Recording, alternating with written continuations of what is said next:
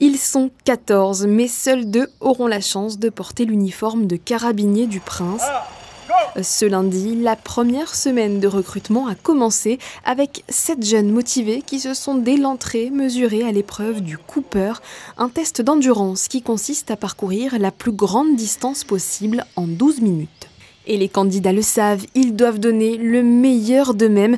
Pour Kevin, la phase de sélection a plutôt bien commencé. En parcourant 3400 mètres, cet Azurien a décroché un 20 sur 20. Ça fait assez longtemps que j'ai la connaissance des carabiniers. J'ai été dans le passé sportif professionnel et aujourd'hui pour moi ce serait une super manière de me lancer dans une nouvelle carrière avec plus de stabilité et des valeurs que je retrouve dans le sport et que je pense avoir en commun avec la compagnie. Honneur, fidélité et dévouement, la devise des carabiniers reflète parfaitement les valeurs fondamentales de l'unité militaire. Pour espérer en faire partie, les concourants doivent se mesurer encore à de nombreuses épreuves physiques et écrites, culture générale, expression orale et la fameuse dictée, souvent redoutée. C'est une épreuve qu'on redoute un peu tous. Ça remonte un peu au niveau scolaire, on n'a pas l'habitude d'en faire. Je viens de terminer mon BTS, donc c'est pas vraiment ce qu'on fait en BTS. Donc oui, j'ai un peu redouté ce moment-là, mais bon, c'est passé. J'espère que ça s'est bien passé.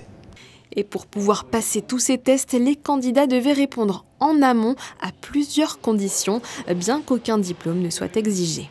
Notamment la taille, l'âge, le fait d'être célibataire, sans enfant, de ne pas avoir de tatouage visible. Voilà, tous ces critères sont bien indiqués sur le site pour que les candidats puissent postuler.